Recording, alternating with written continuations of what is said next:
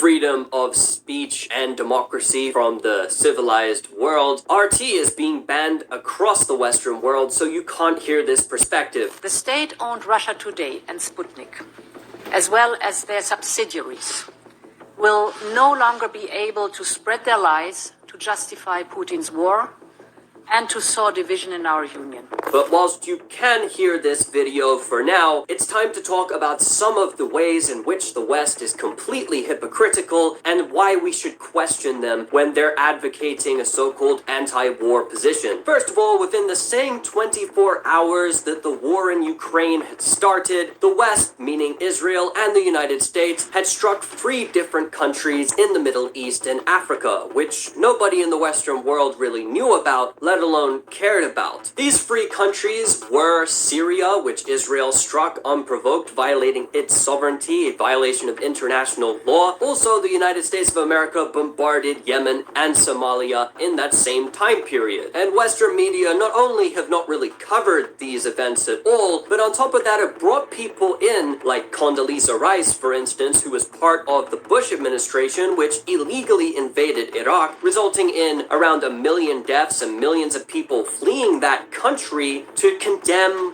war crimes. This really can't be made up. I've argued that when you invade a sovereign nation, that is a war crime. I mean, I think we're at just a real basic point there. Well, I'd agree. It is certainly against every principle of international law and international order, and that's why throwing the book at them now. And it's not just former Bush administration officials who are being rolled out on Western television, whether it be Fox News, CNN, MSNBC, or even the BBC and other outlets in the West who advocate an anti-war position, themselves being war criminals. And really, it seems so far that these figures haven't been as bad as some of the reporters and news anchors in Western media in general, in terms of the language that they are using to describe this conflict. We're hearing things like the civilized world is now being attacked, or so-called civilized countries are being attacked. People with blonde hair and blue eyes are being attacked. Therefore, we should care more about them because of the fact that this is happening in Europe to Europeans, or that it's happening to a so-called civilized country. This isn't a place, with all due respect, like Iraq or Afghanistan, that has seen conflict raging for decades. This is a relatively civilized, relatively European, I have to choose those words carefully too, city where you wouldn't expect that or hope that it's going to happen. Yeah, well, just to put it bluntly, these are not refugees from Syria. These are refugees from neighboring Ukraine. I mean, that, quite frankly, is part of it. These are Christians, they're white, they're very similar to many people who live in Poland. For me, I'm sorry, it's really emotional for me because I see European people with blue eyes and blonde hair being killed, children being killed every day with Putin's missiles and his helicopters and his rockets.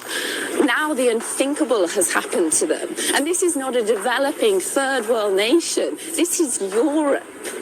And as offensive as this sort of language and coverage is to people who are not white and Western themselves, it sets an extremely dangerous precedent talking about the so-called free world and the so-called civilized world, because when you have a situation where war is ongoing, it is blasted through the television screens 24/7, emotions are up through the roof, the people in the West are being subjected to a form of propaganda. And this is not just the case when it comes to Russia. We've seen this in the past with other examples when it comes to going to war with Iraq, for instance, or going to war in Afghanistan, that suddenly the government of a country does not become the only target, but the people of that country also. And now this seems to be coming through very blatantly. Take a look at this clip, for instance, of Hillary Clinton talking about how to deal with Russia. Pose enough economic pain on Putin and, sadly, the Russian people, combined with providing weapons, that might be the only way. So Hillary Clinton's point of view, and this is a woman, by the way, who is in large part responsible for the complete destruction of Libya, the NATO invasion of Libya, which has turned it into a failed state at this point and caused a refugee crisis. Yes, we came We saw, he died.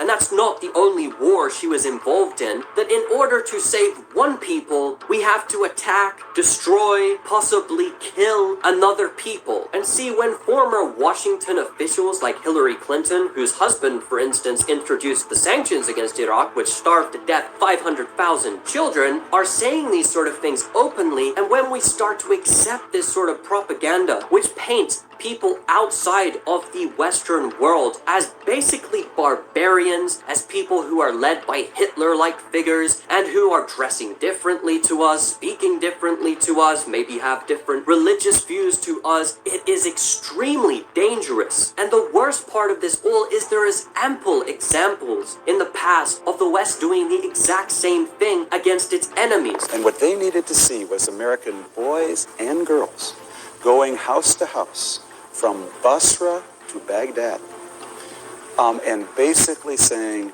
well, suck on this. We could track this back to Vietnam and how the Vietnamese were portrayed to Western audiences during the war efforts against Vietnam. Or, for instance, the Japanese and how they ended up being treated in the United States, placed into concentration camps. This is all because of the fact that we in the West, specifically the Western media, have undermined the humanity of people in places like Iraq, like Afghanistan, like, for instance, in the past, Vietnam, or Japan, or wherever else we choose to go to war with, so we can forget the millions of people that Western nations have killed all over the world, that they have expelled from their homelands. This sustained attack left dozens dead and many injured. Babies were among those killed. They bombed our homes while we were sleeping. All night the airplanes were bombing. About 50 people died. 40 to 50 people were injured.